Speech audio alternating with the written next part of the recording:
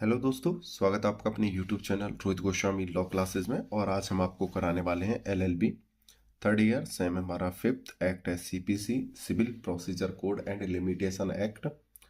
और कोड है हमारा 5001, कहीं पर ये 501 भी लिखा जाता है। ठीक है। क्वेश्चन नंबर है हमारा शॉर्ट का 7 और 8, इसमें 2 क्वेश्चन है। अब से पहले वाली जो वीडियो डाली थी उसमें हमारे 3 क्वेश्चन थे, 4, 5, 6। और ये जो क्वेश्चन है आपके 10 नंबर में आते हैं। 10 नंबर में आपका 7 वाला आएगा, 10 नंबर में ही आपका 8 वाला क्वेश्चन आएगा। अलग अलग है, तो साथ में ही करा रहा हूं। इंपोर्टेंट है, वेरी वेरी इंपोर्टेंट। जैसा आपको पता है, मैं सिर्फ वही क्वेश्चन कराता हूं जो आपके लिए महत्वपूर्ण होते हैं पेपर के लिए। लघु उत्तरीय प्रश्न है। अगर किसी स्टूडेंट को हमारे पीडीएफ नोट्स लेने हैं तो वो हमारे दिए हुए व्हाट्सएप नंबर पे ओनली व्हाट्सएप मैसेज करके हमारे पीडीएफ परचेज कर सकता है। ठीक है। अगर आप एक एक्ट लेना चाहते हो तो आपको 199 का पेमेंट करना पड़ेगा। अगर आप सेमेस्टर के 5 एक्ट लेना चाहते हो तो आपको 499 का पेमेंट करना होगा और आपको व्हाट्सएप पीडीएफ दे दी जाएगी। ठीक है। आज का जो हमारा क्वेश्चन है, क्वेश्चन नंबर 7 है, बहुत ही महत्वपूर्ण है, ध्यान से देखिएगा।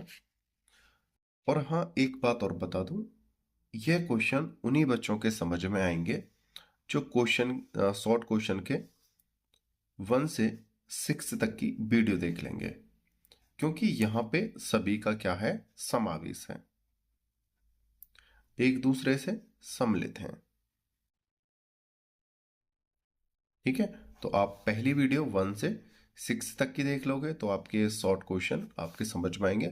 और और इन शॉर्ट क्वेश्चन से ही आपके वेरी शॉर्ट क्वेश्चन बन जाएंगे। ठीक है, चलते हैं समझते। हमारा व्हाट्सएप नंबर ये है। ठीक ठीक है। पुनरीक्षण एवं रिट में अंतर बताइए। पुनरीक्षण एवं रिट।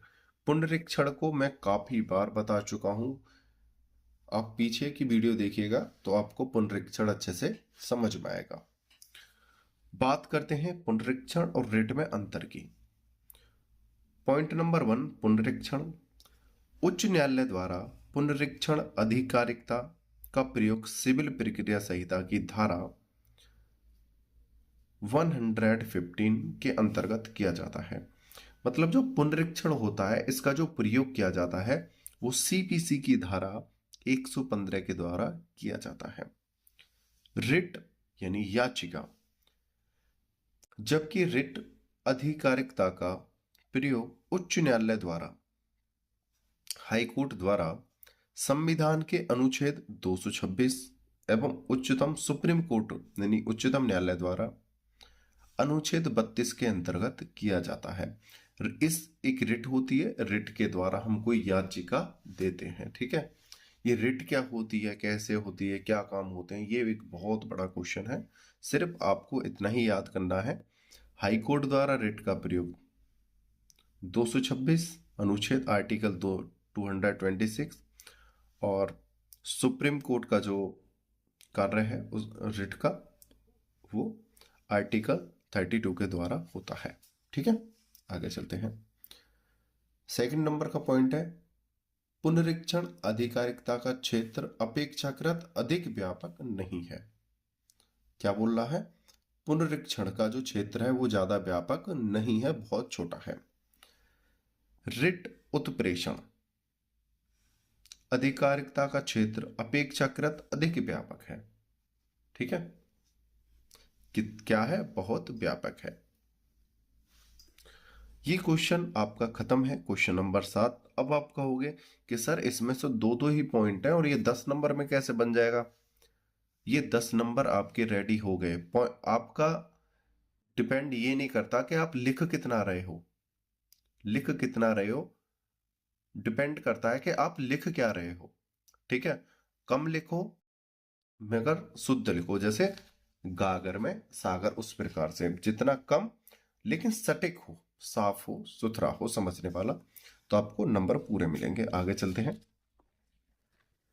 क्वेश्चन नंबर 7 हम करा चुके हैं, अब क्वेश्चन नंबर 8 देखेंगे। ठीक है। निर्देश एवं पुनर्विलोकन में अंतर बताइए। निर्देश एवं पुनर्विलोकन में निम्नलिखित अंतर है। निर्देश न्यायालय द्वारा किया जाता है, पॉइंट नंबर 1। पॉइंट नंबर पुनर्विलोकन का 1। पुनर्विलोकन के लिए आवेदन पीड़ित पक्षकार द्वारा किया जाता है। पुनर्विलोकन का मतलब होता है किसी चीज को दोबारा जांचना, दोबारा पड़ताल कराना, दोबारा दिखाना। ठीक है, अब ये दिखाते क्या है थोड़ा सा चलो बता ही देता हूं, आप पहली वीडियो भी देख लेना। जब कोई वादी या प्रतिवादी अपने केस में निर्णय होने के बाद उस निर्णय या डिक्री से संतुष्ट नहीं है, तब उसमें किसी साक्ष्य के द्वारा या त्रुटि होने के कारण,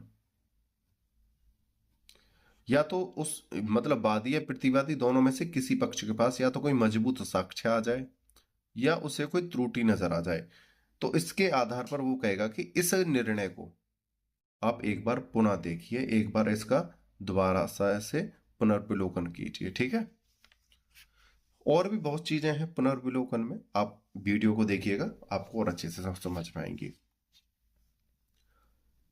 पॉइंट नंबर 2 है, सेकंड है, निर्देश उच्च न्यायालय को किया जाता है। पुनर्विलोकन के लिए आवेदन उसी न्यायालय में किया जाता है जिसमें बाद अपील या कार्रवाई लंबित है। ठीक है, पुनर्विलोकन एक तो ये शब्द ऐसा है प्रोनाउंसिएशन बिगाड़ देता है। पुनर्विलोकन जो है ये बहुत ही समझने योग्य चीज है।